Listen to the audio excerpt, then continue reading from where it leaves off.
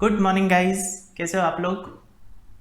I am C Ankur Agrawal and will be starting with our first topic of CFR for CMA final. Topic का नाम तो आप देख ही रहे होगे, GAAP गैप, इसको अपन प्यार से बोलेंगे। तो अगर मैं आपको बोलूँ तो ये आप ऑलरेडी पढ़ चुके हो, है ना। बचपन में आप ऑलरेडी, बचपन में मतलब आपके फाउंडेशन लेवल पे, इंटर लेवल पे आप ये ऑलरेडी पढ़ चुके हो। यहाँ पे आपको थोड़ा सा और डीप में, एंड अगेन क्योंकि ये फाइनल लेवल है तो इंस्टीट्यूट की एक्सपेक्टेशंस भी जो रहेगी वो थोड़ी सी हाई रहेगी। आपसे जो जवाब एक्सपेक्ट करेगी इंस्टीट्यूट, वो थोड़ा सा स्टैंडर्ड एक्सपेक्ट करेगी। क्वेश्चंस भी थोड़े से टफ रहेंगे। ऑल्दो बहुत सारी चीज़ें ये पहले ही आप इंटर लेवल पे, फाउंडेशन पे बहुत कुछ आपको सब सुना सुना सा लगने वाला है ना, लेकिन थोड़ा सा डेप्थ में रहेगा। वेटेज की अगर मैं बात करूँ तो इंस्टीट्यूट मतलब स्टडी मटेरियल में क्लियर दिया है इंस्टीट्यूट के कि फर्स्ट जो टॉपिक है पूरा, उसको 20% का वेटेज है। स्पेसिफिक ये चैप्टर की अगर मैं बात करूँ, गैप या इंट्रोडक्शन ऑफ गैप, तो इस टॉपिक में से 4 मार्क का या 8 मार्क का क्वेश्चन बहुत बार पूछ चुके हैं इंस्टीट्यूट। रिसेंटली दिसंबर के एग्जाम में आया था 4 मार्क का क्वेश्चन इसमें से। तो 4 मार्क का तो है ही ये फर्स्ट वाले चैप्टर के ऊपर से। पूरा टॉपिक जो है वो 20% का वेटेज है, लेकिन इसमें से 4 मार्क या 8 मार्क के भी क्वेश्चंस आते हैं बहुत बार। यस, तो स्टार्ट करते हैं। बहुत ही सिंपल टॉपिक है, बहुत ही सिंपल है। हाँ, थोड़ा सा बड़ा रहेगा, लेकिन वो तो फाइनल लेवल पे यार सभी कुछ बड़ा रहने वाला है। ठीक है, पहले आप अगर सिर्फ A से लेके M तक के पढ़ते तो अब A से लेके पूरा Z तक के पढ़ना पड़ेगा, है ना। स्टार्ट करते हैं, मजेदार टॉपिक रहेगा। ठीक है, कुछ क्वेश्चंस भी मैं पूछूंगा तो आपको अपने मन के मन में आंसर्स देने हैं, है ना। हाँ, तो GAAP लॉन्ग फॉर्म सर, मतलब क्या है इसका? तो यार जनरली एक्सेप्टेड अकाउंटिंग प्रिंसिपल्स, है ना, ये तो पता है आपको। Generally accepted accounting principles. तो ये तो ठीक है सर, लॉन्ग फॉर्म तो हमारे को पता है, इसका मतलब क्या है?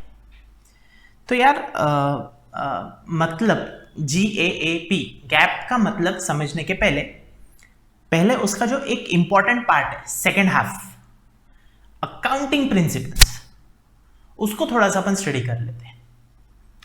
पढ़े हुआ आपने बहुत, मतलब अकाउंट्स के बेसिक्स में ही आपने पढ़े हुआ है, लेकिन फिर भी एक रिवीजन बोल के, काफी टाइम हो गया होगा शायद आपको अकाउंट्स पढ़े, तो एक रिवीजन बोल के अकाउंटिंग प्रिंसिपल्स क्या रहते हैं उसके ऊपर थोड़ा सा डिस्कस करेंगे। फिर जनरली एक्सेप्टेड क्या होते हैं, जनरली एक्सेप्टेड अकाउंटिंग प्रिंसिपल्स क्या होते हैं, उसके ऊपर थोड़ा सा डिस्कशन करेंगे। ठीक है, यस। तो सबसे फर्स्ट अपनी चीज रहेगी अकाउंटिंग प्रिंसिपल्स। ये क्या है सर? तो यार जैसे सबको पता है, accounting is a language of business अपने ट्रांजैक्शंस जो है वो कैसे सबको बताता है, तो अकाउंटिंग, थ्रू अकाउंटिंग बताता है। और कोई भी लैंग्वेज, अकाउंटिंग नहीं, कोई भी लैंग्वेज का एक बेसिक जो ये रहता है जिसके ऊपर से वो लैंग्वेज बनती है, वो रहता है उसका ग्रामर। आपने इंग्लिश पढ़ा है, इंग्लिश में ग्रामर बहुत डिटेल में पढ़ा है। आपने हिंदी पढ़ा है, उसमें ग्रामर पढ़ा है। आपने और भी कोई लैंग्वेजेस पढ़ी हुई है तो उसमें ग्रामर रहता है, और वो बहुत इंपॉर्टेंट पार्ट रहता है जिसके बेसिस पे वो लैंग्वेज बनती है। तो ऐसा बोल सकते हैं यार कि अकाउंटिंग का ग्रामर है अकाउंटिंग प्रिंसिपल्स। ये प्रिंसिपल्स, ये ग्रामर यूज करके अकाउंटिंग की लैंग्वेज डेवलप हुई है, और ये प्रिंसिपल्स अपने को शॉर्ट में डिस्कस करना है। ठीक है, तो अकाउंटिंग प्रिंसिपल्स क्या है सर? तो it is like a grammar for which language? Of course accounting language.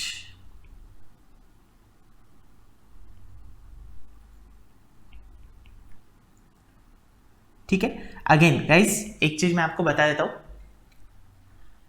आपको कितनी भी नोट्स मिले, यहाँ से भी आपको नोट्स मिलेंगे पूरे सब्जेक्ट के MEPL से, आप बाहर से कोई नोट्स लेते हो, कोई एक्स्ट्रा बुक्स लेते हो प्रैक्टिस करने की, सब ठीक है, लेकिन आप स्टडी मटेरियल का जो इंस्टीट्यूट प्रोवाइड करती है उसका एक वर्ड भी आप नहीं छोड़ेंगे।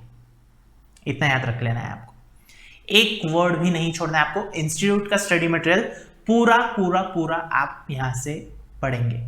अब जब खुद भी पढ़ेंगे तो स्टडी मटेरियल तो आपको पूरा पढ़ना है, उसके अलावा आप चाहे कुछ भी रेफर करो, ठीक है, सब चलेगा, लेकिन स्टडी मटेरियल छोड़ के दूसरा कोई रेफर करना ये बिल्कुल भी नहीं चलेगा, मेरे को नहीं चलेगा।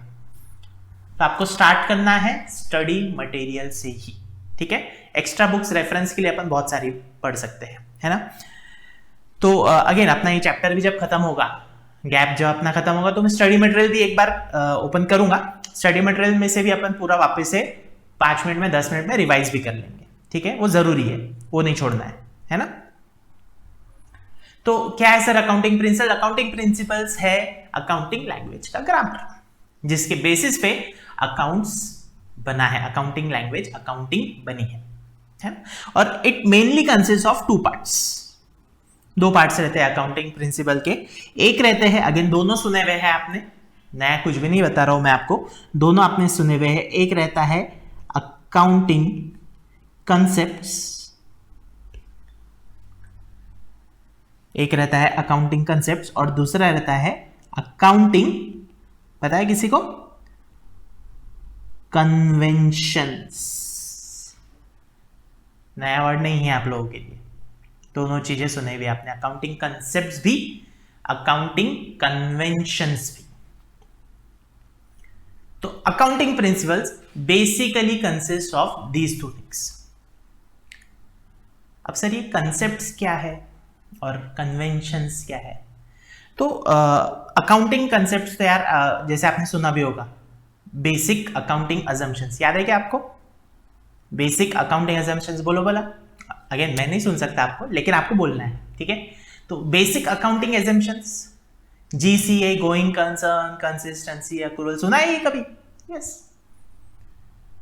तो कंसेप्ट्स क्या है, अकाउंटिंग कंसेप्ट्स क्या है? Basic accounting assumption, again not just basic accounting assumptions, all accounting assumptions are known as accounting concepts.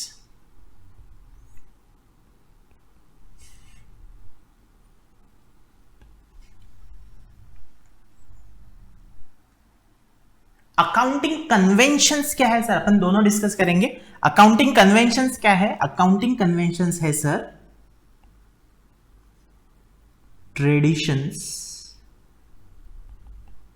And customs.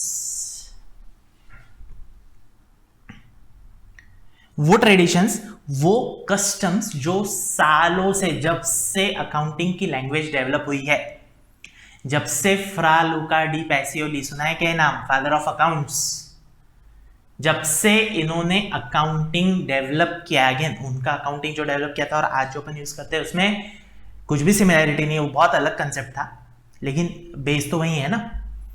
तो उन्होंने जो अकाउंटिंग डेवलप किया था और आज जो अकाउंटिंग यूज होता है उसमें बहुत फर्क है।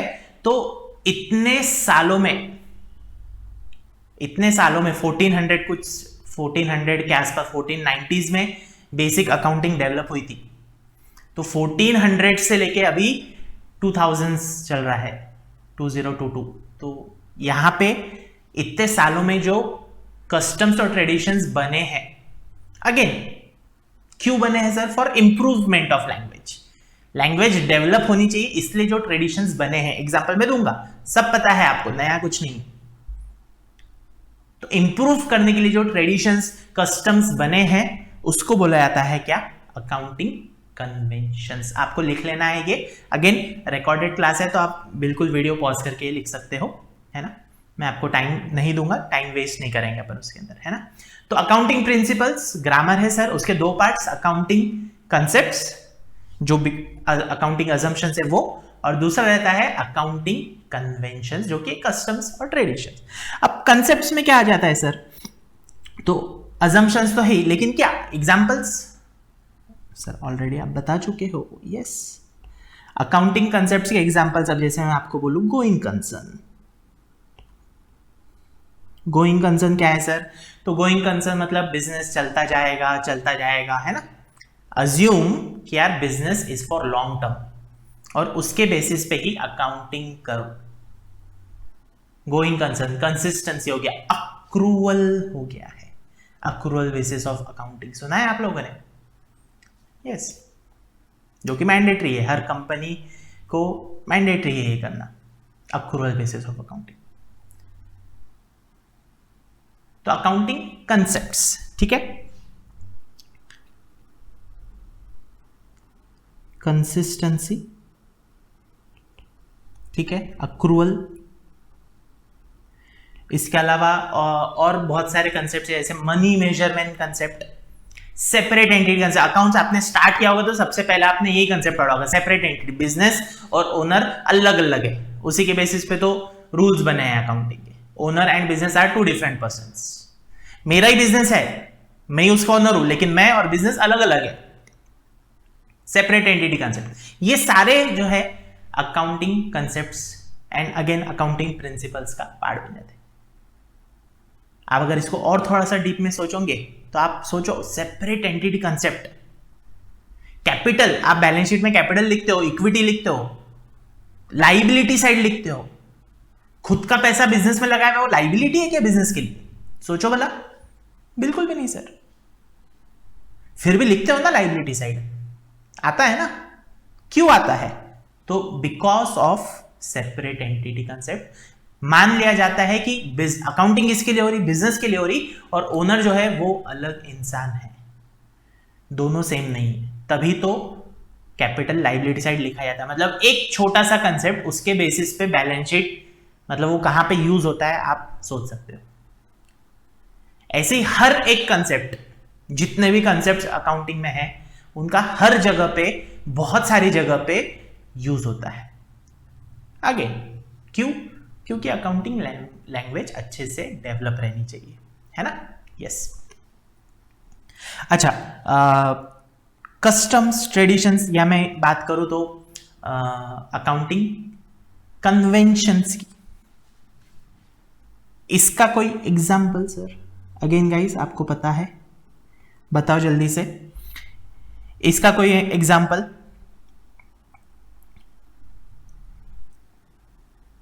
आपने सुना है? ये नहीं सुना ऐसा मत बोलना। मटेरियलिटी सुना है ना, materiality, whether amount is material और नॉट, कन्वेंशन का पार्ट है। ओवर द इयर्स, अब जैसे मैं पहले एक एग्जांपल लेता हूं, फिर ये कैसे मटेरियलिटी यूज कैसे हो सकता है आप समझ जाओगे तुरंत में। जैसे मैं आपको एग्जांपल लेता हूं फैन का, ठीक है। मेरे यहाँ उषा का फैन है, मतलब उषा कंपनी का फैन है। तो फैन कितने का आता सर? मतलब बेसिक वाला फैन लिए तो 1000-1500 रुपए का फैन आता है। अब आप थोड़ा सोच के बताओ गाइस, फाइनल लेवल पे हो, इतना तो पता रहना चाहिए आपको। आंसर तो अगेन मैं सुन नहीं पा रहा हूं, लेकिन आपको देना है। तो सोचो कि ये फैन है, इसकी लाइफ क्या है गाइस? क्या लगता है कितने साल चलेगा? तो आप बोलोगे सर बहुत साल चलेगा, है ना। आपके भी घर पे या जहां पे भी आप रहते होंगे, पुराना फैन हो, हर साल फैन चेंज करता है क्या कोई? बिल्कुल नहीं, सालों साल, 10-15 साल भी चलते हैं, और भी चल सकते, 10 साल पकड़ लेते हैं।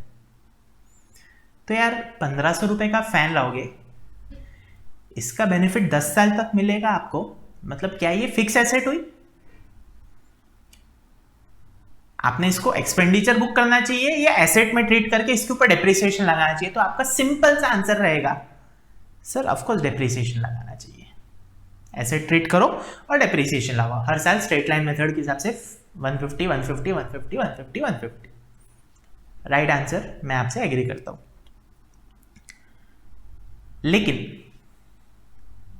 लेकिन एक बहुत बड़ी कंपनी है, बहुत बड़ी कंपनी है, रिलायंस इंडस्ट्रीज लिमिटेड, जिसका टर्नओवर कितना है? तो सर टर्नओवर है 1 लाख करोड़, और भी ज्यादा होगा। 1 लाख नहीं, 1 लाख करोड़। ठीक है, आज का होमवर्क रहेगा, आपको कितने जीरोस आते हैं मेरे को बताना अगली क्लास में। 1 लाख करोड़ का उसका टर्नओवर है। अगेन प्रॉफिट्स भी थाउजेंड्स ऑफ करोड़ का प्रॉफिट है। ऐसी कंपनी में एक फैन खरीदा गया 1500 रुपए का, थाउजेंड्स ऑफ करोड़ का नेट प्रॉफिट है उसका, और वहां पे फैन खरीदा गया 1500 रुपए का, कोई ऑफिस में ऑफकोर्स उसके या गोडाउन में, और वो फैन है ना एक्सपेंस में मान लिया गया, एक्सपेंडिचर बुक कर लिया गया, P&L में डाल दिया पूरे 1500। अरे बाप रे, इतनी बड़ी गलती यार, बहुत बड़ी गलती हो गई नहीं? तो 1500 रुपए जिसको आपने फिक्स एसेट मानना चाहिए उसको आपने एक्सपेंस बुक कर दिया, डेप्रिसिएशन भी नहीं चार्ज किया, पूरा ही 1500 खर्चा मान लिया। तो ये तो बहुत बड़ी गलती होगी। क्या बोलना है आपका? जब उसकी बैलेंस शीट आप देखोगे, P&L balance sheet Reliance industries की आप देखोगे, तो उसमें जब आपको पता चलेगा कि ये हजारों करोड़ का प्रॉफिट है, उसमें एक 1500 रुपए की गलती हो गई, तो मैटर करेगा क्या आपके लिए? क्या लगता है आपको?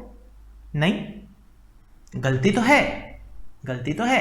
अपन ने पहले डिस्कस किया कि क्या होना चाहिए, तो फिक्स एसेट बुक होनी चाहिए, डेप्रिसिएशन चार्ज होना चाहिए, लेकिन गलती क्या हुई?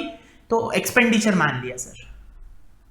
लेकिन considering the size of company, क्या ये गलती बहुत मैटर करेगी क्या? बिल्कुल भी नहीं, बिल्कुल इफेक्ट नहीं है। लेकिन वही सेम गलती एक और कंपनी है जिसका नाम है अनरिलायंस इंडस्ट्रीज लिमिटेड। अब अनरिलायंस इंडस्ट्रीज ने भी फैन खरीदा, उसने उषा का नहीं खरीदा, उसने खेतान का फैन खरीदा, 1500 का ही आया, 1500 का ही फैन है, उसका टर्नओवर है 10,500 रुपए का, करोड़ नहीं, सिर्फ 10,500 रुपए का, और उसका नेट प्रॉफिट है 1725 रुपए का।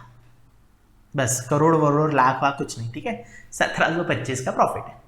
उसने भी फैन खरीदा, अब उसने फैन खरीदा 1500 रुपए का, और उसने भी एक्सपेंस बुक कर लिया। गलती तो वही है, गलती तो वही है। लेकिन क्या अनरिलायंस इंडस्ट्रीज के केस में यह गलती का इंपैक्ट ज्यादा बड़ा रहेगा? Of course. वही रिलायंस के केस में रहेगा क्या? नहीं रहेगा।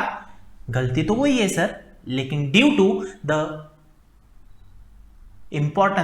The use of materiality, Reliance Industries वो गलती को इग्नोर कर सकती है, अनरिलायंस इंडस्ट्रीज ऐसी गलती को बिल्कुल भी इग्नोर नहीं कर सकती। अच्छा, ये कहां लिखा है? ये कोई लॉ में लिखा है क्या? नहीं, ये ओवर द इयर्स डेवलप हुआ है। जो भी अकाउंटेंट्स, ठीक है, मुनीम जी जिसको अपन बोलते हैं, जो भी इतने सालों से अकाउंटिंग करते आ रहे हैं लोग, उन्होंने अपने एक्सपीरियंस से मटेरियलिटी का कंसेप्ट डेवलप किया है कि सर अगर छोटी मोटी कोई गलती है तो वो इग्नोर कर सकते हैं, लेकिन अगर बड़ी कोई गलती है तो वो इग्नोर नहीं कर सकते। Accounting convention. ऐसे बहुत सारे कस्टम्स है, ऐसे बहुत सारे ट्रेडिशंस है जो ओवर द इयर्स डेवलप हुए ताकि अकाउंटिंग लैंग्वेज आपको बेटर रिजल्ट्स दे चुके, जो कन्वे करना चाहता है वो बेटर करवा सके। समझे क्या आप लोग? मटेरियलिटी, ठीक है, यस। अगेन एक और एग्जांपल आप ध्यान में रख सकते हो, वो रहेगा कंजर्वेटिज्म का। कंजर्वेटिज्म अगेन सुना है गाइस, हर चीज सुनाई हुई है आपने, है ना? यस, थोड़ा सा इसको बस पॉलिश करना है अपने को। तो कंजर्वेटिज्म क्या बोलता है कि सर अगर कोई लॉस दिख रहा है होने वाला है तो उसको बुक करो, उसके लिए प्रोविजन बनाओ। कोई इनकम हो सकती है उसको छोड़ दो। तो अगेन ये कोई लॉ में थोड़ा लिखा है, ये तो ओवर द इयर्स डेवलप हुआ। अकाउंटेंट्स बोलते हैं क्या नहीं, बुरा हो सकता है क्या, उसके लिए पहले से सचेत रहो, पहले से सोच के रखो, पहले से प्रोविजन बना के रखो। अच्छा होने वाला है क्या, इनकम होने वाली है, ठीक है देख लेंगे, जब होगी तब बुक करेंगे, पहले से क्यों बुक करना? नहीं हुई तो, है ना? Accounting convention. ठीक है, तो दो चीजें रहेगी अकाउंटिंग प्रिंसिपल्स की, अकाउंटिंग कंसेप्ट्स और कन्वेंशंस।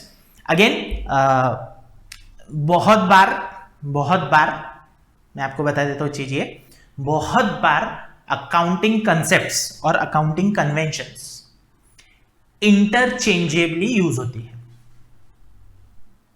इंटरचेंजेबली यूज होती है अकाउंटिंग कन्वेंशंस, मतलब कोई चीजें कंसेप्ट्स में आ जाएगी, कोई चीजें कन्वेंशंस में आ जाएगी, या चेंज हो सकती है।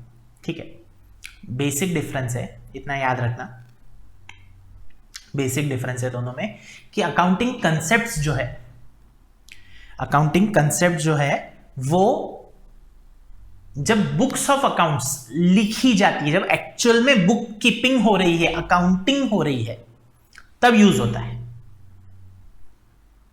तब यूज होता है। ठीक है, और अकाउंटिंग कन्वेंशंस जो है वो प्रेजेंटेशन के वक्त ज्यादा यूज होता है। अपन फैन का एग्जांपल ले लेते हैं। ठीक है, अपन फैन का ही एग्जांपल लेते हैं। फैन खरीदा, फैन अकाउंट डेबिट और कैश अकाउंट क्रेडिट, ये एंट्री होती है। तो जब बुक्स ऑफ अकाउंट्स बनाई जाएगी, मतलब सॉरी बुक्स ऑफ अकाउंट्स नहीं, फिनेंशियल स्टेटमेंट्स बनाए जाएंगे, प्रॉफिट एंड लॉस और बैलेंस शीट बनाई जाएगी, तब मटेरियलिटी डिसाइड करेगी कि फैन जो खरीदा है वो पीएनएल में आएगा कि बैलेंस शीट में, एसेट में आएगा। ठीक है, तो बेसिक डिफरेंस हमेशा याद रखना, जब अकाउंटिंग हो रही है, लिख रहे हैं अपन, बुक्स ऑफ अकाउंट्स बना रहे हैं, बुक कीपिंग हो रही है, तब कंसेप्ट्स यूज होते हैं। और जब फिनेंशियल स्टेटमेंट्स बनाए जाते हैं तब कन्वेंशंस यूज होते हैं। ठीक है, यस। तो GAAP generally accepted accounting principles का इंपॉर्टेंट पार्ट, अकाउंटिंग प्रिंसिपल्स। ठीक है बच्चा लोग, यस। अगेन आपको कुछ भी डाउट्स रहते हैं तो जब लाइव क्लासेस स्टार्ट होगी तो आपके कुछ कितना भी सिली डाउट होगा, इस ये याद रखना, कितना भी सिली डाउट हो आप उसको लिख के रखेंगे, खुद से अगर उसका सॉल्यूशन मिलता है तो बहुत ही बढ़िया, नथिंग लाइक दैट। खुद से आप कोई क्वेश्चन का सॉल्यूशन ढूंढते हो, बनाते हो, तो वो जिंदगी भर के लिए अपना हो जाता है। नहीं भी होता है तो वी आर ऑलवेज देयर। ठीक है, मैं हूं, अविनाश सर है, आप कभी भी कोई भी डाउट आप हमसे पूछ सकते हैं। ठीक है, और पूछना ही है, छोड़ना कुछ भी नहीं है, कितना भी सीरियस होगा, इस हम मैटर नहीं करेंगे। वी विल नॉट जज यू यार कि सीए फाइनल पे सीए में फाइनल पे आके ऐसा डाउट कैसे पूछ सकते हो आप, नहीं, बिल्कुल नहीं। डाउट होता है, आप पास आउट भी हो जाएंगे, उसके बाद भी कोई बेसिक से डाउट पूछेंगे तो we will be happy to solve your doubts. समझेंगे आप लोग, यस। तो लिख के रखना है, कुछ भी रहा तो हमारे से पूछना है आप लोग, है ना। तो ठीक है सर, ये था आपका अकाउंटिंग प्रिंसिपल्स। अभी जनरली एक्सेप्टेड अकाउंटिंग प्रिंसिपल्स क्या है?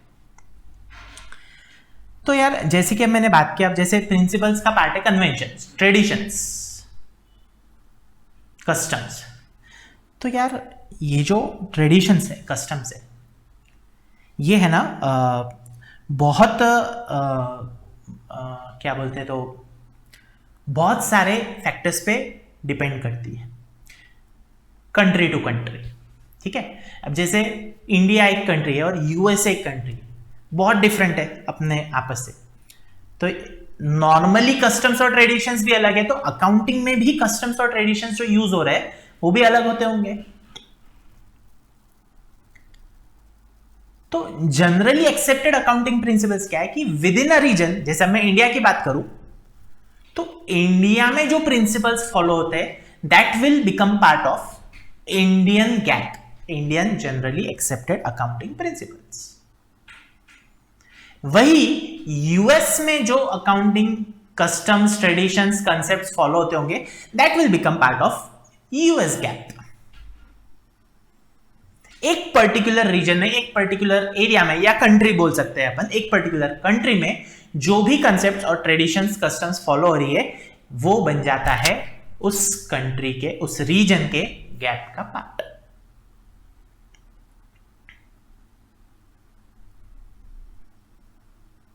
जैसे मैं अगेन एक बहुत ही सिंपल एग्जांपल लूंगा आप लोगों के लिए, याद रखना हमेशा, वापस भी आएगा ये। डेप्रिसिएशन सुना है सबने गाइस? डेप्रिसिएशन ऑफ कोर्स हमने सुना है सर। कौन से मेथड से डेप्रिसिएशन की? तो आप बोलोगे सर स्ट्रेट लाइन मेथड और WDV method, return down value method, है ना? अच्छा, सिर्फ यही दो मेथड्स है क्या? नहीं, इसके अलावा भी बहुत सारी मेथड्स है ना? Depletion method, sum of years digit method, और भी बहुत सारी है ना? लेकिन इंडिया में कौन सी यूज करना अलाउड है? तो चाहे आप कंपनीज एक्ट ले लो, चाहे आप इनकम टैक्स एक्ट ले लो जिसमें डेप्रिसिएशन दिया है, उसमें यही लिखा है SLM या WDV। अब मैं अगर आपको दूसरी एक कंट्री की बात करूं, जापान, तो वहां पे है ना एक और मेथड यूज होती है गाइस, वो है डबल डिक्लाइनिंग मेथड। हाँ, डबल डिक्लाइनिंग मेथड। अब इसमें क्या होता? इसमें वो क्या करते, स्ट्रेट लाइन मेथड का जो रेट रहता है उसको डबल कर देते। रेट ऑफ डेप्रिसिएशन जैसे 10% है तो उसको डबल कर देंगे 20%, लेकिन चार्ज WDV के बेसिस पे हिसाब से करें, मतलब रेट ले लेंगे 20% और उसको WDV मेथड के हिसाब से चार्ज करेंगे। हर साल कॉस्ट पे चार्ज नहीं होगा, WDV पे चार्ज होगा। Double declining method. रेट कौन सा लो? SLM का, उसको डबल कर दो और WDV के हिसाब से चार्ज करो वही रेट लेके। मतलब SLM में रेट है 10%, WDV में 15%, तो 15% नहीं 10% इंटू 2 20% और 20% फिर चार्ज करो WDV के हिसाब से। Double declining method. अब ये वहां फॉलो होते आ रही है और ऑब्वियसली आप समझ गए होंगे कि इसमें डेप्रिसिएशन जो है इनिशियल ईयर्स में ज्यादा आएगा। डबल रेट ऑफ SLM है, इनिशियल ईयर्स में ज्यादा रहता होगा डेप्रिसिएशन, बराबर। तो ये वहां का कस्टम है, ये वहां के ट्रेडिशन है, ये जापानीज गैप का एक हिस्सा होगा। वहां क्या होता है यार, वहां रोज ही अर्थक्वेक आते रहते, हलते ही रहते हैं वहां पे, मतलब मजाक कर रहा हूं, सॉरी। तो earthquakes are very common in Japan, है ना, due to most active volcano situated there, है ना। तो वॉल्केनोस है, तो वॉल्केनो में कुछ भी एक्टिविटी हुई तो अर्थक्वेक आते हैं वहां पे। आपने भी सुना होगा, बहुत बड़े बड़े डिजास्टर्स वो कंट्री को झेलना पड़ता है अर्थक्वेक वगैरह के कारण। तो अर्थक्वेक आएगा तो ऑब्वियस है डेप्रिसिएशन जो है, एसेट जल्दी खराब होगी ना यार, सिंपल सी बात है। इसलिए उन्होंने शायद ज्यादा रेट ऑफ डेप्रिसिएशन चार्ज करना सही समझा, है ना। तो ये वहां के कस्टम से, मतलब आप सोचो अर्थक्वेक के कारण अकाउंटिंग पॉलिसी अफेक्ट हो रही है, और जो कि बट ऑब्वियस है, होनी चाहिए। क्या मेरे यहां पे जो एसेट 10 साल चलेगी, हो सकता है वो जापान में 6 साल 7 साल ही चले, due to other natural phenomenons. इसलिए रेट ऑफ डेप्रिसिएशन ज्यादा चार्ज करो। यूएस गैप में डेप्रिसिएशन की एक पॉलिसी है डबल डिक्लाइनिंग मेथड, इंडिया में नहीं होती यूज, कोई जरूरत नहीं है ना। तो गैप क्या है सर? गैप है एक पर्टिकुलर कंट्री के जनरली एक्सेप्टेड कंसेप्ट्स और कन्वेंशंस, और ये कंट्री टू कंट्री वेरी करते हैं, डिफर करते हैं। अगेन मेजर वही रहता है, मेजर मतलब मेजर 75 80 90% हर जगह सेम ही चीज रहती है, थोड़ी थोड़ी सी चीजें चेंज होती है ना। अब जैसे डबल डिक्लाइनिंग मेथड की भी बात करूं तो चार्ज तो WDV के हिसाब से ही कर रहे हैं ना, रेट बस कोई अलग ले रहे हैं, लेकिन डेप्रिसिएशन चार्ज करने का प्रोसेस तो वही है ना। डेबिट क्रेडिट तो वहां पे भी वही रहता होगा, एसेट खरीदे तो एसेट डेबिट होती होगी और कैश बैंक क्रेडिट होता होगा, है ना। तो मेजर पार्ट हर कंट्री में, पूरे वर्ल्ड में सेम रहता है, कुछ चीजें चेंज होती है, इसलिए हर कंट्री का एक अपना गैप रहता है। अब इंडियन गैप की मैं बात करूं, अगेन इसको इंडियन गैप बोलते नहीं है, इसको गैप ही बोलते हैं, लेकिन वो यूज होता है इंडियन गैप के कंटेक्स्ट में। तो Indian gap consist of 2 parts, S और इंडेस, अकाउंटिंग स्टैंडर्ड और Indian accounting standard. Again Indian accounting standard ये कुछ नहीं है, इंटरनेशनल्स जो मेजर पॉलिसीज होती है उसको मैच करने के लिए अकाउंटिंग स्टैंडर्ड्स का एक रिवाइज्ड वर्जन है, ऐसा बोल सकते हैं। अपन पढ़ेंगे, अपने को है गाइज। आपने देखा होगा, अगर स्टडी मटेरियल का खोला होगा, कभी नहीं खोला होगा तो आज खोल लेना, उसमें देख लेना। सारे अकाउंटिंग स्टैंडर्ड्स है अपने को, सारे बेसिक है, ओवरव्यू है, क्योंकि अगर सारे अकाउंटिंग स्टैंडर्ड्स में पढ़ाने जाऊँ तो शायद 3 महीने की क्लास भी कम पड़े, सिर्फ अकाउंटिंग स्टैंडर्ड्स। इतने मोटे मोटे 3 बुक्स है अकाउंटिंग स्टैंडर्ड्स की, आपने कभी नहीं देखी होगी। तो अपने को सारे अकाउंटिंग स्टैंडर्ड्स है, ठीक है, बहुत डिटेल में नहीं है लेकिन है।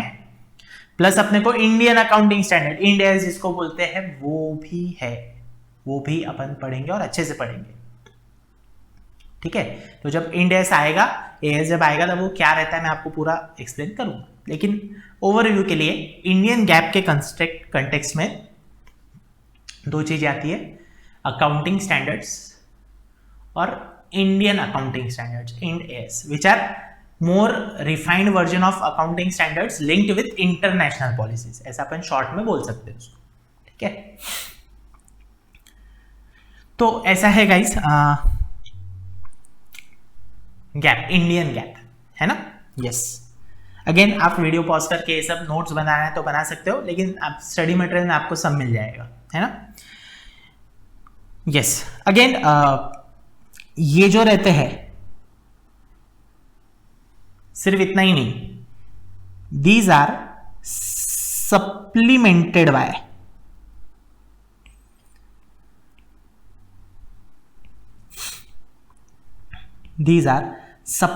Bye guidance note. क्या रहता है मैं बताऊंगा आपको। इंटरप्रिटेशंस, ये आपने शायद नहीं पढ़ा होगा, है ना। इंटरप्रिटेशंस ये है भी नहीं अपने को कोर्स है, लेकिन क्या रहता है मैं बताऊंगा आपको। इंटरप्रिटेशंस एंड क्लैरिफिकेशंस, ये जनरल क्लैरिफिकेशंस भी बोला जाता है इसको। तो सर एएस हम पढ़ते आ रहे हैं बचपन से, फाउंडेशन इंटर से। इंड एस तो आपने बोला ये अभी क्या पढ़ाएंगे, हाँ मैं एएस और इंड एस दोनों पढ़ाऊंगा। ये क्या है, supplemented by guidance notes. Supplemented मतलब इसका एक हिस्सा है, अलग से है, लेकिन part of that AS and accounting Ind AS. Guidance notes, interpretations and clarifications. तो देखते हैं अपन, एक एक शॉर्ट में बता देता हूं कि आपको ये सब क्या है। सबसे पहले गाइडेंस नोट्स। अगेन गाइस, ये मैं इसलिए बता रहा हूं कि these are all parts of GAAP, ये गैप के अलग नहीं है, ये गैप का पार्ट है, ठीक है। गैप के ऊपर आपको कुछ क्वेश्चन आया, थ्योरी क्वेश्चन आया, तो आपको ये लिखना है, शॉर्ट में लिखना है, एक लाइन में लिखना है, लेकिन लिखना है कि क्या। तो it consist of AS, Ind AS, supplemented by guidance notes, interpretation and clarifications. तो सबसे पहले sir, what is guidance note. तो अगेन इंडिया में एक बॉडी है गाइस, आपको पता है आईसीएआई, है ना, जो कि अकाउंटिंग स्टैंडर्ड्स फॉर्मुलेट करने में हेल्प करती है। वही बॉडी जो है गाइडेंस नोट्स भी बनाती है। आप गाइडेंस नोट देखोगे तो वो आईसीएआई इशू करती है। अब गाइडेंस नोट क्या रहता है, मैं अगेन एक गाइडेंस, बहुत सारी, जैसे बहुत सारे अकाउंटिंग स्टैंडर्ड्स है ना, 1 से लेके 32 तक अकाउंटिंग स्टैंडर्ड्स है, बहुत सारे इंड एएस है, वैसे ही बहुत सारी गाइडेंस नोट्स भी है। अपने को पढ़ना नहीं है वो, लेकिन एक गाइडेंस नोट का मैं एग्जांपल लेता हूं आपको। Guidance note on accrual basis. अरे सर, ये अक्रूअल बेसिस पे काहे की गाइडेंस नोट की जरूरत है। अक्रूअल बेसिस पता है हमारे को क्या रहता, तो मेथड ऑफ अकाउंटिंग है सर। एक कैश बेसिस रहता, जिसमें कैश आया या कैश गया तो ही ट्रांजैक्शन बुक होगा, और दूसरा एक अक्रूअल बेसिस रहता है, कैश का आना जाना इंपॉर्टेंट नहीं है।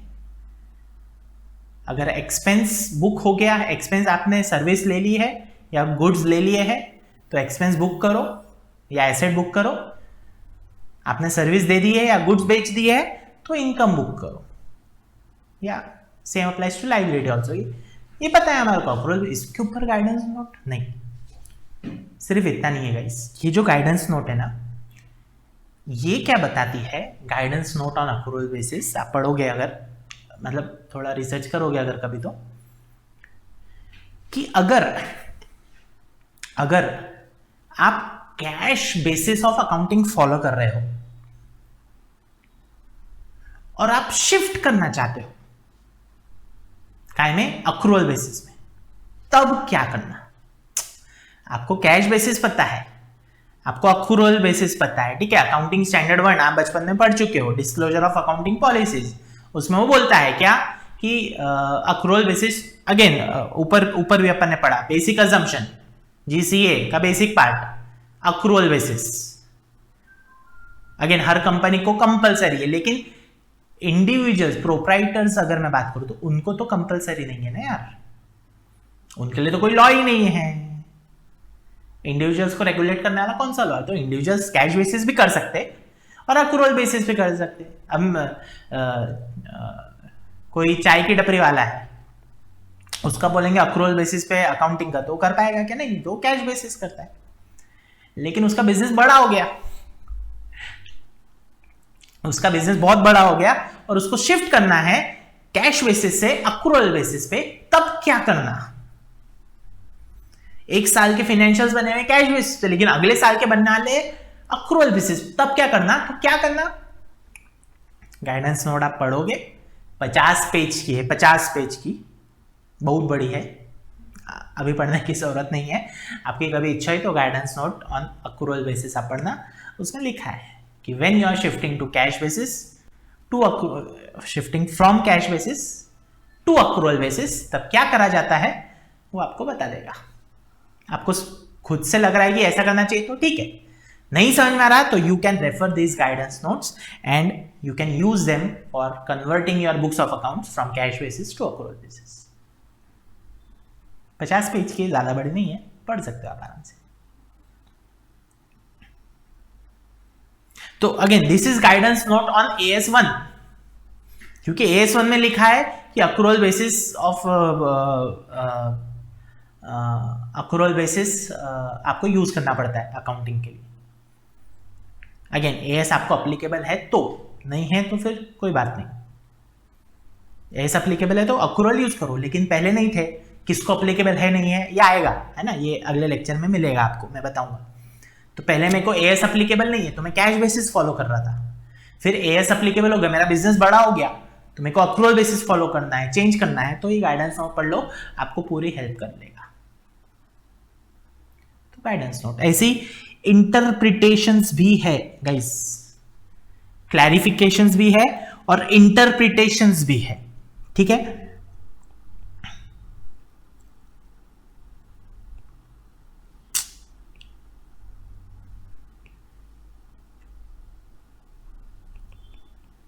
बहुत ही सिंपल एग्जांपल,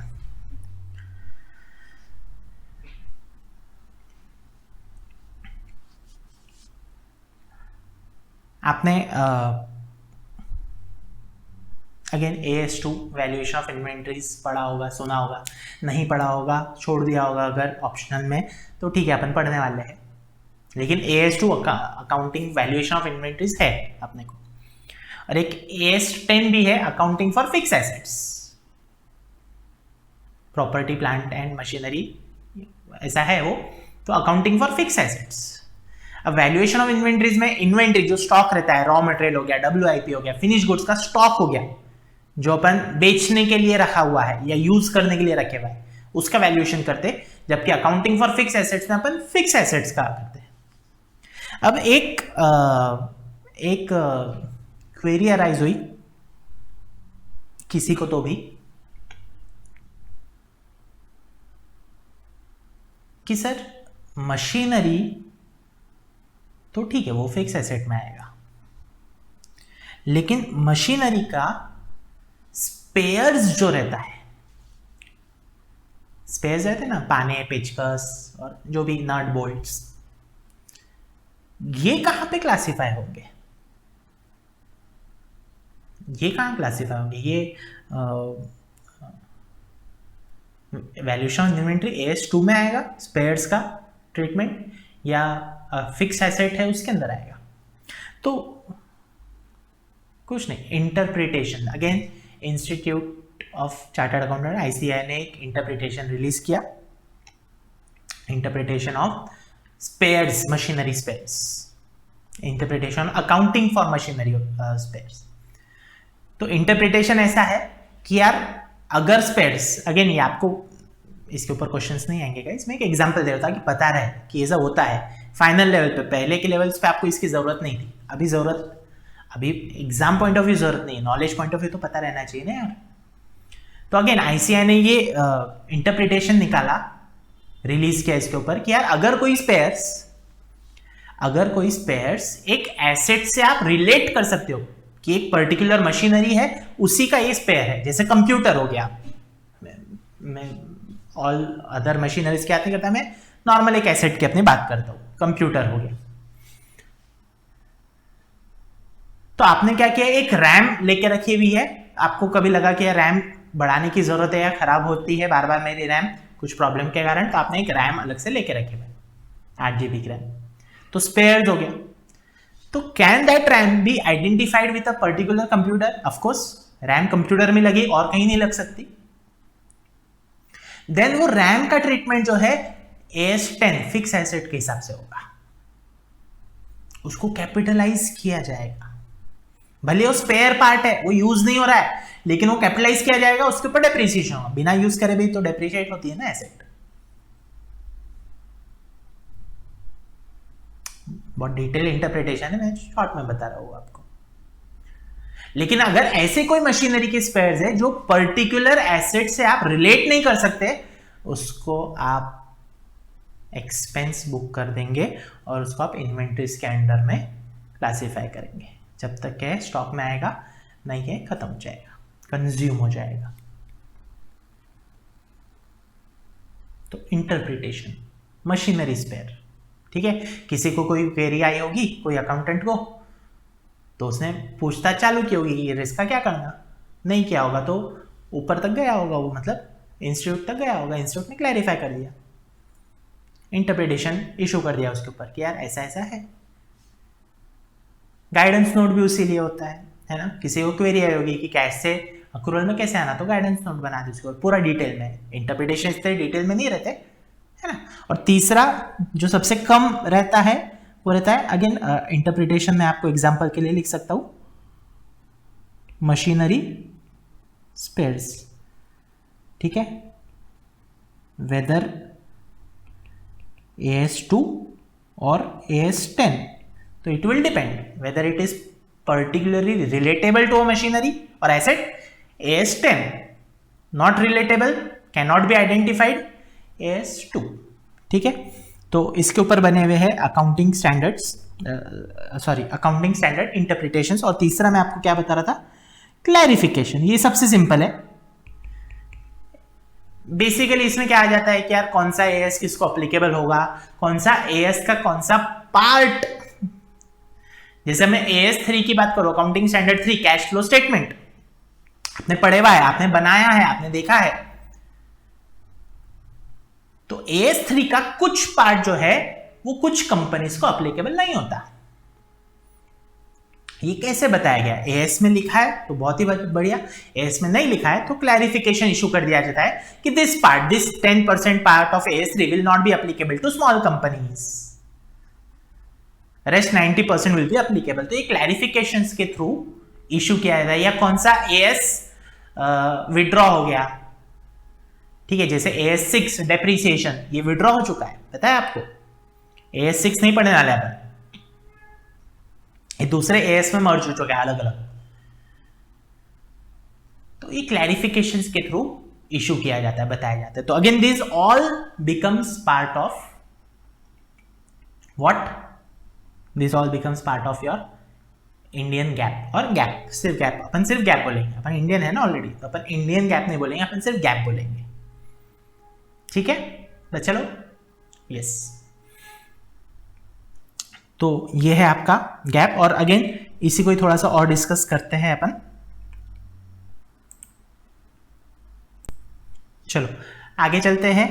गैप में और क्या आता है गाइज, एक इंपॉर्टेंट पार्ट है थ्योरी का, ठीक है, 4 मार्क का क्वेश्चन इसके ऊपर बनता है कि गैप में जो प्रिंसिपल्स है वो किस चीजों के ऊपर है। तो 4 मार्क का छोटा सा प्यारा सा क्वेश्चन एक बनता है और बहुत ही इंटरेस्टिंग है, बहुत मजेदार है। गैप इंक्लूड्स, ठीक है, आप अगेन वीडियो पॉज करके बाद में लिख लेना। गैप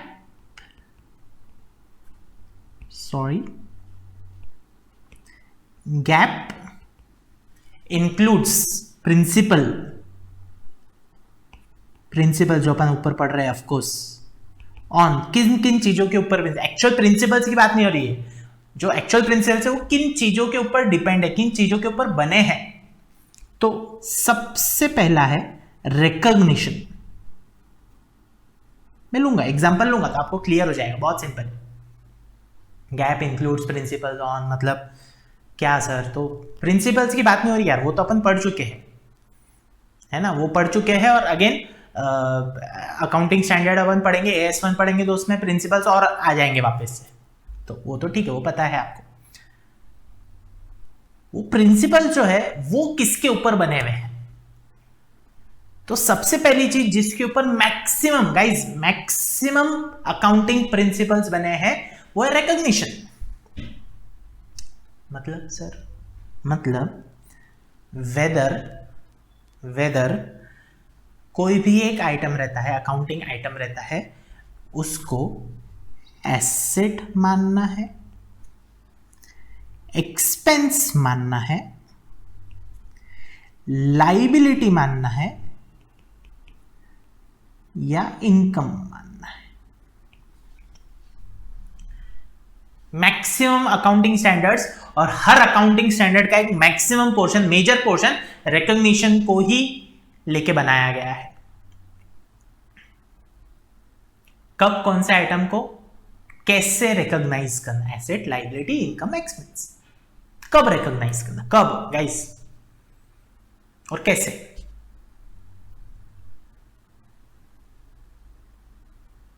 एग्जाम्पल के लिए अभी मैंने आपको थोड़ी देर पहले बताया, इंटरप्रिटेशन याद है क्या, ASI accounting standard interpretation, machinery, spares machinery के लिए, है ना। तो अकाउंटिंग स्टैंडर्ड 2 और अकाउंटिंग स्टैंडर्ड 10 ये मिलके बता देंगे कि मशीनरी के स्पेयर्स जो है ये इसको कब रिकॉग्नाइज करना और कैसे रिकॉग्नाइज करना, एक्सपेंस में मानना है क्या एसेट मानना है, कब मानना है वो आपको पता है, वो अपने कोर्स का पार्ट भी नहीं है हालांकि इंटरप्रिटेशंस, लेकिन ठीक है आपको पता है। ऐसे ही बहुत सारे अकाउंटिंग स्टैंडर्ड्स है जो एक पर्टिकुलर आइटम को कब रिकॉग्नाइज करना और कैसे रिकॉग्नाइज करना उसके ऊपर बने हुए। AS10 आप एग्जांपल याद रखोगे, ठीक है, मशीनरी स्पेयर्स का आप एग्जांपल याद रखोगे, when and how to recognize a particular accounting item। Recognition, maximum accounting standards बने हैं इसके ऊपर। सेकंड है अगेन वेरी इंपॉर्टेंट, मेजरमेंट, कितने पे रिकॉग्नाइज करना, वैल्यू क्या रहेगी। AS13 अकाउंटिंग फॉर इन्वेस्टमेंट्स अपन पढ़ने वाले हैं, बहुत इंटरेस्टिंग अकाउंटिंग स्टैंडर्ड है, फेवरेट है मेरा।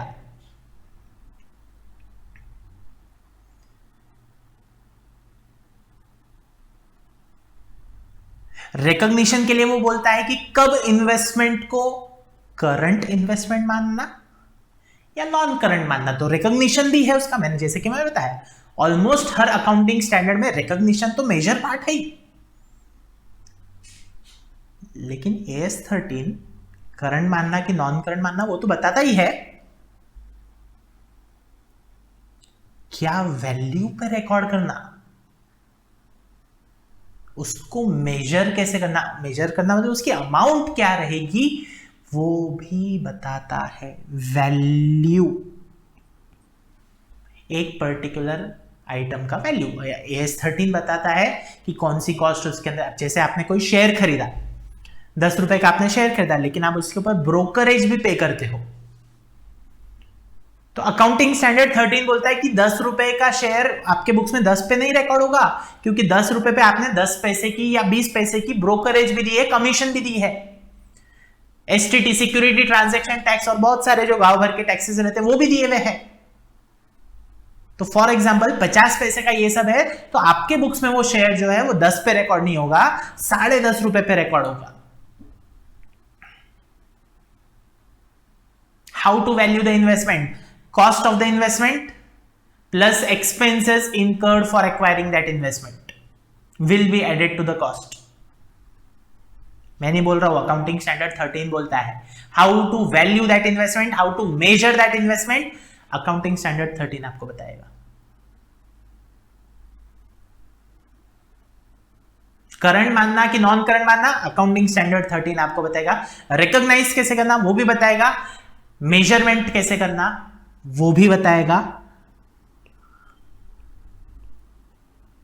प्रेजेंटेशन कैसा होगा उसका वो भी अकाउंटिंग स्टैंडर्ड बताएगा। अकाउंटिंग स्टैंडर्ड 13 बताएगा। प्रेजेंटेशन से रिलेटेड भी बहुत सारे पॉइंट्स उसके अंदर दिए हुए हैं, और 4 पॉइंट भी लिखा तो देता ही हूं, अभी अलग से एक्सप्लेन करूंगा। उसका डिस्क्लोजर कैसे होगा वो भी आएगा। पर ये तो हर एएस में रहता है, हर एएस में सबसे आखिरी पार्ट ये रहता है, डिस्क्लोजर्स, वो भी बताऊंगा। पहले प्रेजेंटेशन पे आते।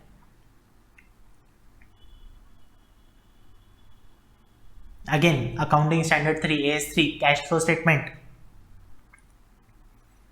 गाइस आंसर दो। 3 टाइप की एक्टिविटीज रहती है कैश फ्लो स्टेटमेंट में, पता है क्या आप लोगों को? बिल्कुल पता है, ऑपरेटिंग, फाइनेंसिंग, इन्वेस्टमेंट। ठीक है, कैश फ्लो स्टेटमेंट्स आपने बनाया, सबसे पहले कौन सी एक्टिविटी आती है? ऑपरेटिंग एक्टिविटी आती है। कहां लिखा है? AS3 बताता है। यार मेन तो काम यही है ना, ये सबसे पहले आनी चाहिए। Presentation of cash flow statement कैसे रहेगा, कौन बताता है? तो अकाउंटिंग स्टैंडर्ड 3 बताता है।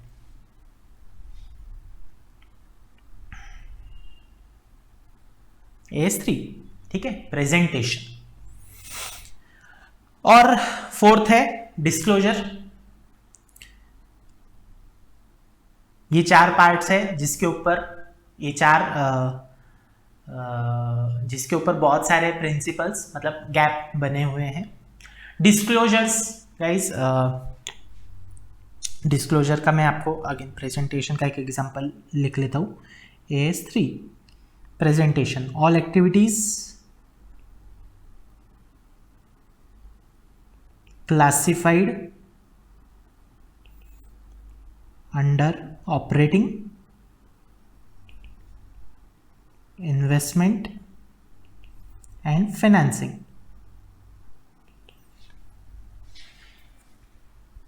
एक्स्ट्राऑर्डिनरी एक्टिविटीज वो सब ऑपरेटिंग में आ जाता है। ये सब कौन बताता है? ये अकाउंटिंग स्टैंडर्ड बताता है, गैप बताता है यार, और क्या।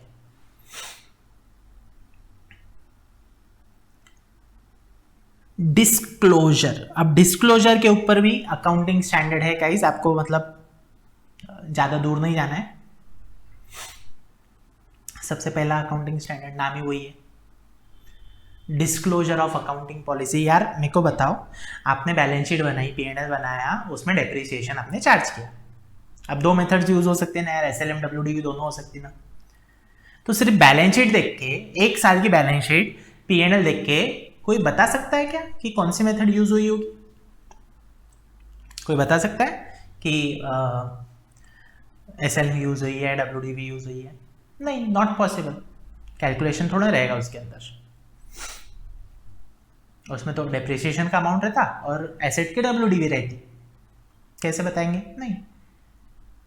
तो अकाउंटिंग स्टैंडर्ड्स बोलता है, AS1 ही बोलता है, काय को दूर जाना, AS1 बोलता है गाइस कि जब भी आप फाइनेंशियल स्टेटमेंट्स बनाते हो तो that financial statements should be accompanied with notes to accounts, and in that notes to accounts all the policies used by the company or by the business should be mentioned।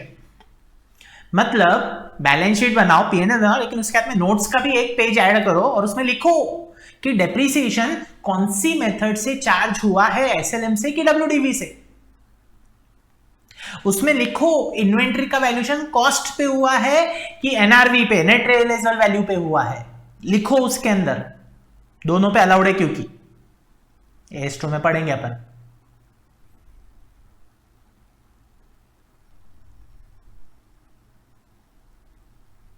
तो disclose करके तो हमारे को बताओ यार, हमारे को books देख के, हमारे को बैलेंस शीट देख के नहीं समझ में आएगा कि आपने कौन सी पॉलिसी यूज की है। बहुत सारी, ये तो सिर्फ 2 एग्जांपल, ऐसे बहुत सारी जगह अलग अलग पॉलिसीज है। इनफैक्ट अकाउंटिंग स्टैंडर्ड्स भी एक एक आइटम के लिए अलग अलग ट्रीटमेंट्स बताते हैं।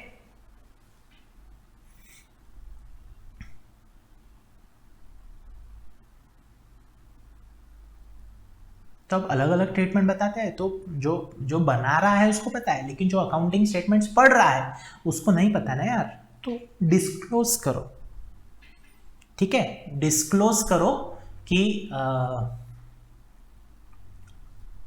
कौन सा अकाउंटिंग, कौन सा आपने पॉलिसी फॉलो करी है, ठीक है। यस,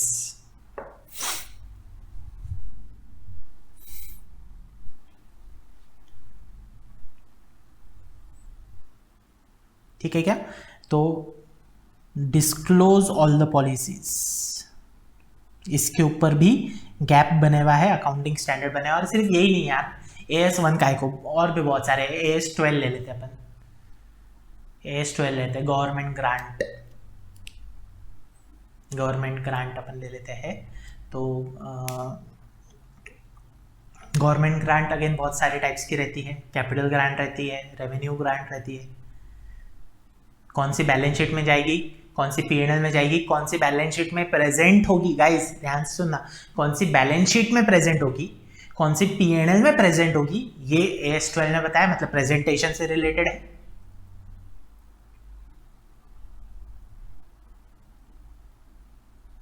अब बैलेंस शीट में होगी तो एसेट्स से माइनस करके बताना है कि लाइबिलिटी साइड में बताना है, ये भी प्रेजेंटेशन का पार्ट है।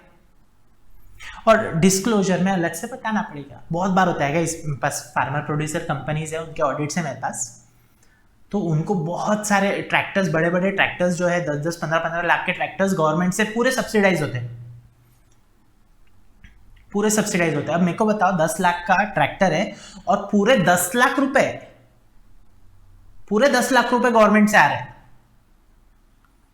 मतलब कंपनी का तो कुछ पैसा गया ही नहीं, मतलब cost of that tractor to the company is 0। Balance sheet में क्या आनी चाहिए, 0 नहीं।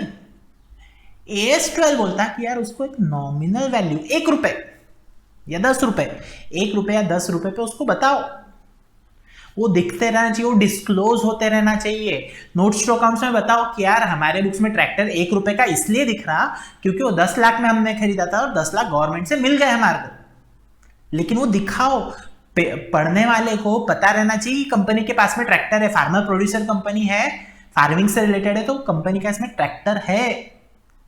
ये अगर AS12 नहीं बोलता था तो आप तो कॉस्ट ऑफ द एसेट 0 बोल के बैलेंस शीट में कुछ बताते ही नहीं थे, कोई डिस्क्लोज ही नहीं होता। तो प्रॉपर डिस्क्लोजर के लिए 1 रुपए पे ही सही, लेकिन ट्रैक्टर है वो बताओ, या कोई एसेट है वो बताओ।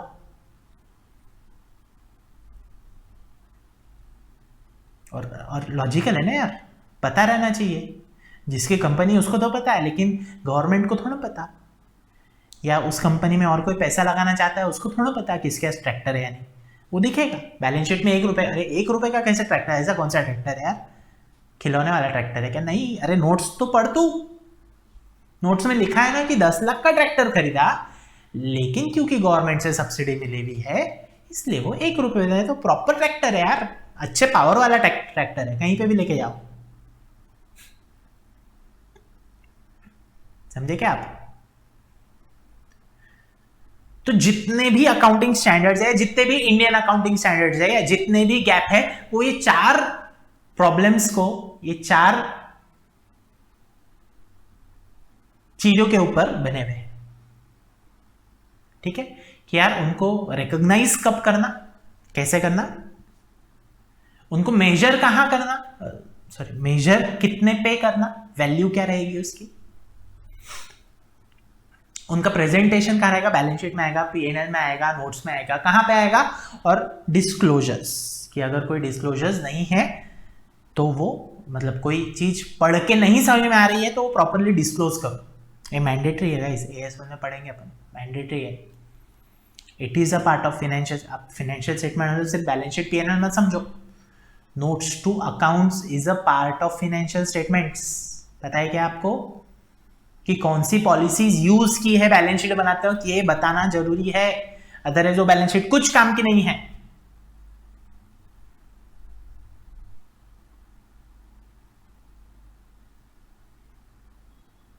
ठीक है, यस। तो ये था गैप गाइस। अब एक इंपॉर्टेंट चीज आपको बताता हूं कि ये जो गैप है ये हर स्टेटमेंट को अप्लीकेबल नहीं है। GAAP is only applicable to general purpose financial statements, GPFS। ये कोई एब्रिविएशन नहीं है, ऐसे लिखा है मैंने, जनरल पर्पस फाइनेंशियल स्टेटमेंट्स। अच्छा, एक रहता है स्पेशल पर्पस फाइनेंशियल स्टेटमेंट। ये क्या है सर, ये तो हमने नहीं पढ़ा, ठीक है, कोई बहुत अलग नहीं है। जनरल पर्पस फाइनेंशियल स्टेटमेंट्स क्या है guys? General purpose financial statements का मतलब होता है कि वो फाइनेंशियल स्टेटमेंट जो जनरल पब्लिक के लिए अवेलेबल है, जैसे P&L, जैसे बैलेंस शीट, जैसे कैश फ्लो स्टेटमेंट, जैसे नोट्स टू अकाउंट्स। ये सब बनाते वक्त गैप अप्लीकेबल है। ये सब बनाते वक्त गैप अप्लीकेबल, ये सब बनाते वक्त आपको गैप फॉलो करना पड़ेगा, मतलब AS Ind AS guidance notes follow करने पड़ेंगे।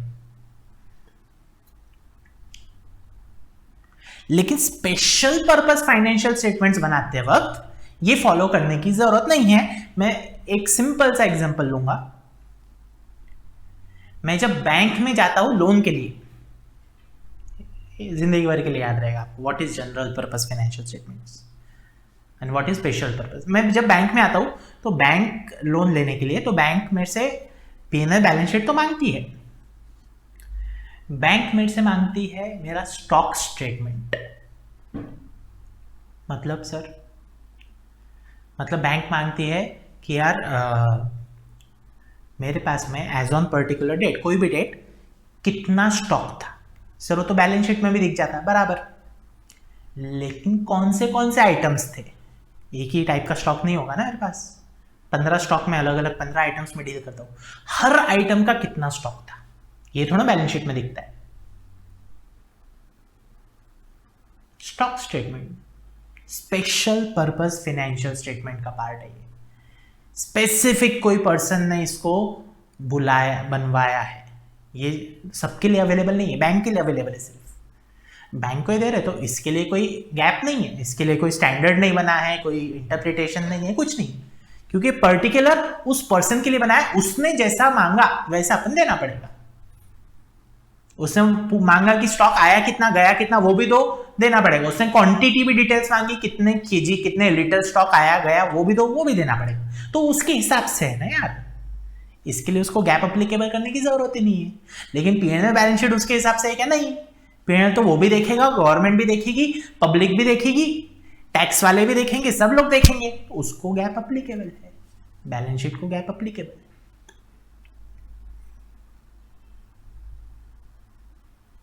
मैनेजमेंट को अपने लोअर, जो लोग रहते हैं लोअर मैनेजमेंट जिसको बोलते हैं, टॉप मैनेजमेंट को लोअर मैनेजमेंट से MIS रिपोर्ट्स लगती है।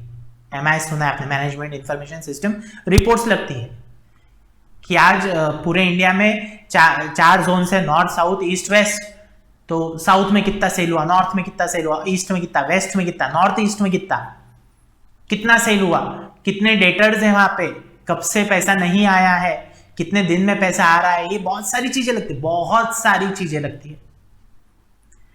इसको गैप अप्लीकेबल नहीं होगा यार, क्योंकि ये सिर्फ मैनेजमेंट के लिए है। मैनेजमेंट ने जैसा मांगा उसके हिसाब से मैनेजर्स ने, लोअर मैनेजमेंट ने वो रिपोर्ट्स बना के दी। इसको गैप अप्लीकेबल नहीं है, क्योंकि ये बन जाता है स्पेशल पर्पस फाइनेंशियल स्टेटमेंट्स का पार्ट।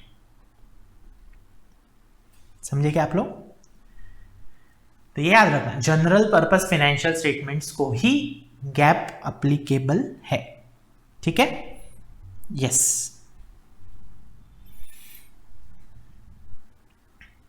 है ना। अच्छा सर, ये मेरे को बताओ, ये गैप बनाता कौन है, मतलब एएस इंडिया से बनाता कौन है। तो इम्पॉर्टेंट पार्ट, आज के लेक्चर का लास्ट पार्ट अपना, स्टैट्यूटरी बॉडीज गवर्निंग गैप। तो कुछ इंपॉर्टेंट स्टैट्यूटरी बॉडीज है जिसके बारे में स्टडी मटेरियल में बताया गया है, ऐसे तो बहुत सारी है लेकिन स्टडी मटेरियल में बताया गया है, वो स्टैट्यूटरी बॉडीज अपने को पढ़ना है। सबसे पहले एमसीए, आईसीएआई, और तीसरी अपनी बॉडी रहती है यहाँ पे एमसी हो गया, आरसीएआई हो गया, और एक हो गया है आपका वेरी इंपॉर्टेंट सेबी। थोड़ा बहुत डिस्कस कर लेते हैं ना, शॉर्ट में बताता हूँ मैं आपको, स्टडी मटेरियल से पढ़ेंगे इसको अपन और वापस।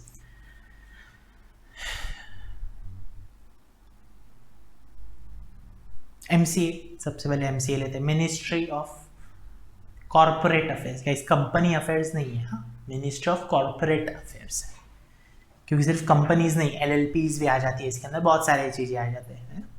Ministry of corporate affairs. तो ये जो है ये गवर्नमेंट बॉडी है ना, गवर्नमेंट बॉडी मतलब क्या, गवर्नमेंट का एक डिपार्टमेंट है, मिनिस्ट्री है, ठीक है। तो ये जो कंपनी है, ये जो डिपार्टमेंट है, ये जो स्टैट्यूटरी बॉडी है, इसके पास में एक बहुत ही बड़ा रोल दिया गया है, implementation of gap. Implementation, gap को इंडियन बिजनेसेस में कैसे इम्प्लीमेंट करवाना, मतलब किसको गैप अप्लीकेबल, किसको कौन सा अकाउंटिंग स्टैंडर्ड अप्लीकेबल है, किसको नहीं है, ये सब कौन बताता है, ये सब एमसी बताता है। It is the main governing body guys, ये बोलेगी ये पर्टिकुलर स्टैंडर्ड तुमको अप्लीकेबल है तो है, नहीं है तो नहीं, ठीक है। इसके अगेन बहुत सारे फंक्शंस है, सिर्फ इतना ही नहीं, इसके बहुत सारे अलग अलग फंक्शंस है एमसीए के, कि एएस इंडेस अप्लीकेबल है या नहीं वो तो बताना ही है, कब से अप्लीकेबल है, ठीक है। जैसे अब इंडेस की मैं बात करूं तो ये बहुत पुराना कंसेप्ट नहीं है, अकाउंटिंग स्टैंडर्ड्स तो सालों से आ रहे हैं, लेकिन इंडेस जो है ये 2015-2016 से अप्लीकेबल हुआ है। ये कौन बताएगा, ये एमसीए बताएगा। फिर उसके इम्प्लीमेंटेशन में कुछ प्रॉब्लम्स आती है तो वो सब सॉल्व कौन करेगा, एमसीए करेगा, ठीक है। It is the main statutory body governing the implementation of GAAP. Second आ जाते हैं अपना आईसीएआई। अब कौन सा अकाउंटिंग स्टैंडर्ड अप्लीकेबल है या नहीं है ये तो एमसीए बताएगा किसको अप्लीकेबल है, लेकिन इसका रिकमेंडेशन आईसीएआई करता है, इसका रिकमेंडेशन आईसीएआई करता है। एएस बनाने का भी काम आईसीएआई ही करता है। अगेन कुछ और बॉडीज है उसके साथ में मिलके करता है, अकेला सब कुछ नहीं है, लेकिन एएस बनाने का, इंड एस, आईएफआरएस से इंड एस बनाने का काम आईसीएआई करता है। किसको अप्लीकेबल होना चाहिए ये रिकमेंड कौन करेगा, एमसीए को, आईसीएआई करेगा।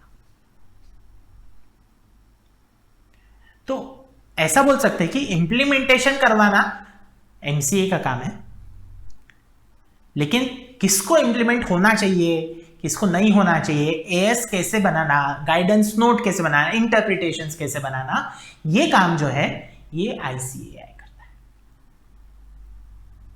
ठीक है। इसके ऊपर नोट अपने को, मेरे को नहीं लगता इंस्टीट्यूट पूछेगा, लेकिन ठीक है पता रहना चाहिए, बहुत बेसिक है। और तीसरा तो सेबी, मतलब हम जब पढ़ते थे तब किसी को सेबी समझाना बहुत मुश्किल का काम था। ये क्या है सर सेबी? लॉन्ग फॉर्म नहीं पूछ रहा, security exchange board of India में लॉन्ग फॉर्म नहीं पूछ रहा आपसे, वो तो पता है। एक करता क्या है ये समझाना पहले नहीं पता रहता था क्यों, लेकिन अब मेरे को कुछ भी नहीं बोलना पड़ता है।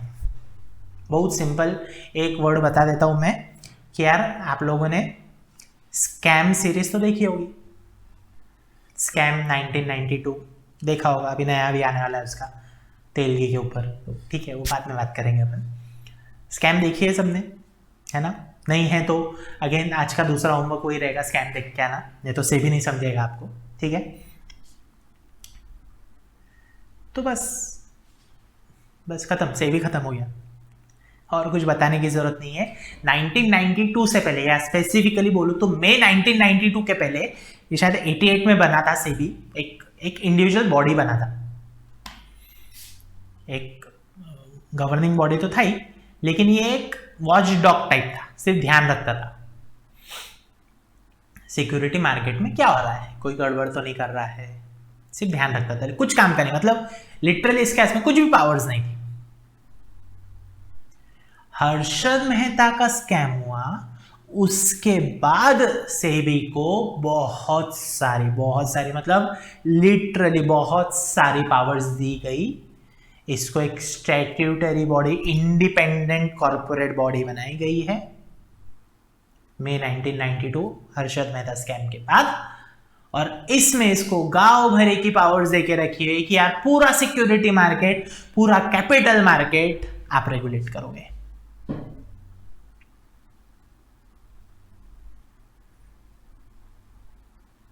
इसमें गैप का क्या रोल सर? ठीक है ये सब सेबी के, ये पता था हमारे को सर, हाँ ठीक है। इसमें गैप कहाँ से आ गया?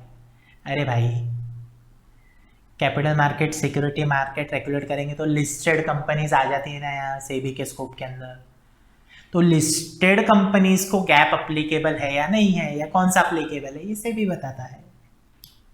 अगेन सब मिलके ही रहता है पूरा उनका, लेकिन सेबी का रोल यहाँ पे ज्यादा आ जाता है कि लिस्टेड कंपनी को अपने बुक्स ऑफ अकाउंट्स कैसे बनाने हैं, समझे क्या आप लोग? क्योंकि पब्लिक इन्वॉल्व हो जाती है ना यार, लिस्टेड है मतलब पब्लिक एट लार्ज इन्वॉल्व हो जाती है, कोई भी इन्वॉल्व हो सकता है उसके अंदर, ऐसा है। अनलिस्टेड पब्लिक में भी पब्लिक तो इन्वॉल्व रहती है, लेकिन लिस्टेड पब्लिक में ज्यादा लोग इन्वॉल्व रह सकते हैं, तो सेबी का पकड़ थोड़ी सी टाइट होनी चाहिए, और fair true and fair presentation के लिए कैसे बुक्स ऑफ अकाउंट्स बनाना, उसको प्रेजेंट करना, डिस्क्लोजर्स, ये सब सेबी डिसाइड करना चाहिए ना यार, यस, और करता भी है।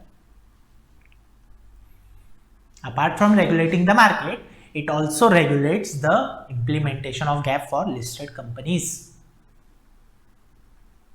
ठीक है, अभी रिसेंटली आप पढ़ोगे तो क्या, मेरे ख्याल से हफ्ता भर भी नहीं हुआ है, हफ्ता भर पहले बॉम्बे डाइंग लिस्टेड कंपनी है, नेसवाड़िया, आपने नाम सुना होगा, ठीक है? नेसवाड़िया, उसका भाई और उसके पप्पा, तीनों को 2 साल के लिए बाहर कर दिया कि आप सिक्योरिटीज मार्केट में कुछ काम नहीं कर सकते, शेयर्स की ट्रेडिंग नहीं कर सकते, नया फंड्स रेज नहीं कर सकते, एंड कुछ भी नहीं कर सकते सिक्योरिटी मार्केट में, 2 साल के लिए आपको पूरा बैन है।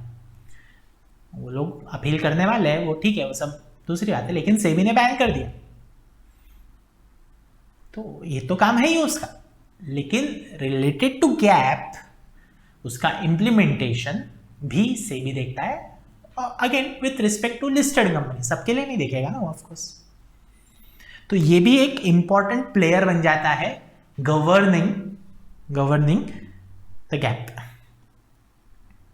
इसके अलावा फिर और है, जैसे आरबीआई है ना, इरडा है, तो जैसे हर बैंकिंग कंपनी जो, हर बैंक जो है, उसको भी अपने बुक्स ऑफ अकाउंट्स बनाने हैं, उसको अपने बुक्स ऑफ अकाउंट्स बनाने हैं, तो कंपनीज एक्ट के साथ शेड्यूल 3 के हिसाब से नहीं बनाने हैं। हर बैंक के लिए बैंकिंग फाइनेंशियल्स अलग फॉर्मेट में as per banking regulation act है, तो उसमें जो प्रेजेंटेशन, उसमें जो गैप है वो आरबीआई डिसाइड करेगा, है ना? इंश्योरेंस कंपनी के इंश्योरेंस रेगुलेटरी एक्ट है, इरडा गाइड करेगा, तो ऐसे और भी बॉडीज है। ये 3 अपने को शेड्यूल में दिए, ये अपने को पता रहनी चाहिए, बाकी थोड़ा बहुत ऊपर से बता रहा तो चलेगा। ठीक है, तो ये था गाइस एक, अच्छा एक काम आपको खुद से करना है। क्या सर? तो स्टडी मटेरियल आप जब खोलोगे, खोलना तो मैंने आपको बोला गाइस, एक वर्ड भी आपको नहीं छोड़ना है स्टडी मटेरियल, एक वर्ड, हर वर्ड आपको पढ़ना है। तो स्टडी मटेरियल में ये सब तो रहेगा ही, इसके अलावा एक छोटा सा पार्ट है यूजर्स नहीं, यूजर्स ऑफ फाइनेंशियल स्टेटमेंट्स। बहुत सिंपल है, आपको पता है, तो वो आपको पढ़ के आना है। मैं 1-2 मिनट में डिस्कस करवा दूंगा, मैं डिटेल में नहीं जाऊंगा, बहुत सिंपल है क्योंकि, ठीक है। और नेक्स्ट लेक्चर में ये तो अपन देखेंगे ही, और अपन देखेंगे अकाउंटिंग स्टैंडर्ड्स। अपन स्टार्ट कर देंगे अकाउंटिंग स्टैंडर्ड्स। पहले अपन पढ़ेंगे कि कौन से है, वो देखना ही अपने को पूरे, लेकिन अकाउंटिंग स्टैंडर्ड किस किस को अप्लीकेबल है, किसको नहीं है, कौन सा अकाउंटिंग स्टैंडर्ड किसी को अप्लीकेबल है या नहीं है, वो पूरा अपन अप्लीकेबिलिटी देखेंगे। फिर AS1 से अपन स्टार्ट करेंगे, ठीक है। यस, अगेन AS1 स्टार्ट करने के पहले अपन स्टडी मटेरियल एक बार ओवरलुक कर लेंगे, है ना। यस, तो ये था गाइस गैप, बहुत ही इंपॉर्टेंट पार्ट है अपने कोर्स का, है ना। और 4 मार्क्स से 8 मार्क का क्वेश्चन, बिल्कुल 4 मार्क तो आप पकड़ के ही चलो, अभी जितना पढ़ा है आज अपन ने उसमें से कहीं से भी कुछ भी वो पूछ सकता है ना। यस, तो मिलते हैं अगले लेक्चर में, है ना। अगेन कुछ भी डाउट गाइस, कुछ भी सिली सा भी डाउट, कितना भी सिली डाउट रहा, सर वो अक्रूवल किसको बोलते हैं, अरे ठीक है, नहीं पता ना, मैं बताऊंगा, टेंशन मत लो, सबको बताऊंगा। हाँ, वो क्लास के टाइमिंग में पॉसिबल होगा या एक्स्ट्रा क्लासेस लेनी पड़ेगी, वो सब ठीक है, लेकिन आपके हर डाउट क्लियर होने चाहिए गाइस, इतना याद रखना, लिख के रखो, तो एक प्रॉपर सेक्शन ही बना लो, डाउट सेक्शन। पढ़ते पढ़ते कुछ भी डाउट आया उसके अंदर फटाक से लिख लेना, ठीक है, और वो मेरे को नेक्स्ट क्लास में पूछ लेना है, ठीक है।